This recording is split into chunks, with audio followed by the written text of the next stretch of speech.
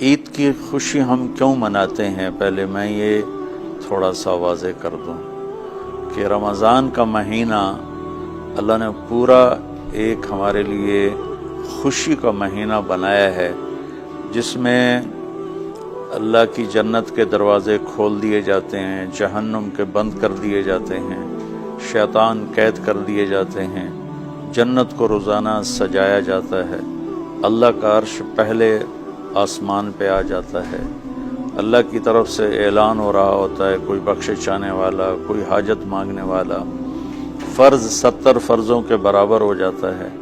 اور نفل فرض کے برابر ہو جاتا ہے، اور نفل اور فرض کا فرق اتنا بڑا ہے کہ قیامت تک 2 رکعت نفل پڑھتا رہے تو فرض رکعت کے ایک سجدے کے برابر نہیں۔ اور اس میں جو مر جاتے ہیں اہل ایمان، ان کا حساب نہیں ہوتا، ان کو قبر میں منکر نکیر نہیں آتے، اللہ تعالیٰ ان کو معاف فرما دیتا ہے۔ اس طرح 29 دن رات یہ سلسلہ چلتا ہے، اور آخری رات پھر اللہ تعالیٰ اعلان فرماتے ہیں کہ میرے بندوں نے رات کو قیام کیا، یعنی تراویح کی نماز پڑھی، دن میں روزہ رکھا، تو میں نے اس پر ان سب کی بخشش فرما دی۔ تو اس خوشی میں پھر ہم سب مل کر اللہ کی بارگاہ میں شکرانے کے مل کر 2 نفل ادا کرتے ہیں اور اللہ کا شکر ادا کرتے ہیں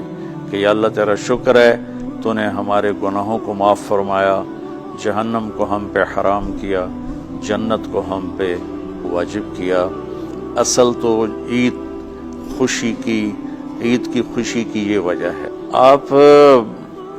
عید کے لیے غسل فرماتے تھے اور اپنے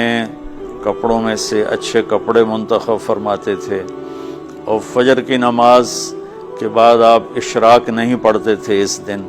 باقی آپ کی ساری زندگی کا معمول تھا کہ فجر کے بعد آپ اشراق پڑھتے تھے، لیکن اس دن آپ اشراق نہیں پڑھتے تھے۔ غسل فرما کے پھر کچھ کھا کے، کوئی میٹھی چیز، کھجور ہی عام طور پر ہوتی تھی، کھجور کھا کے پھر آپ عیدگاہ کی طرف تشریف لے جاتے تھے، اور پہلے نماز پڑھاتے تھے، پھر خطبہ ہوتا تھا، اور اس کے بعد جس راستے سے آپ جاتے تھے اس راستے کو چھوڑ کر پھر اور راستے سے گھر واپس آتے تھے، پھر وفود سے ملاقات کرتے تھے، سرداروں سے، صحابہ سے ملاقات کرتے تھے، اس میں کچھ کھانوں کا اہتمام بھی ہوتا تھا۔ اس طرح ایک عام روٹین کی عید ہوتی تھی آپ کی، ملاقاتیں کرنا، کھانوں میں جانا اور اچھے کپڑے پہننا، سب کو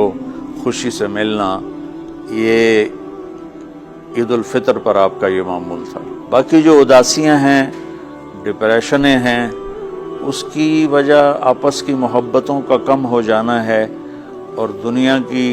ایسی دوڑ جس نے اپنے آپ کو بھی بھلا دیا ہے، اور آپس کی نفرتیں ہیں، اور آپس کے بغض، حسد ہیں، ان منفی جذبوں نے ہماری خوشیوں کو دھندلا دیا ہے،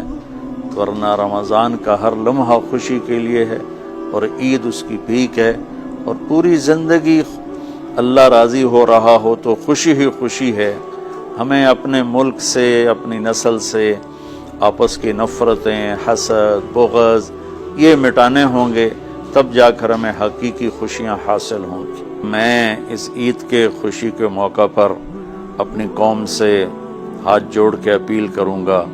کہ جھوٹ بولنا چھوڑ دیں، دھوکہ دینا چھوڑ دیں، اور ظلم کرنا چھوڑ دیں۔ مذہبی نفرت نے ہمیں تباہ کر دیا، سیاسی نفرت نے ہمیں تباہ کر دیا، صوبائی قومی نفرت نے ہمیں تباہ کر دیا، آپس کی رنجشوں کی نفرت نے ہمیں تباہ کر دیا۔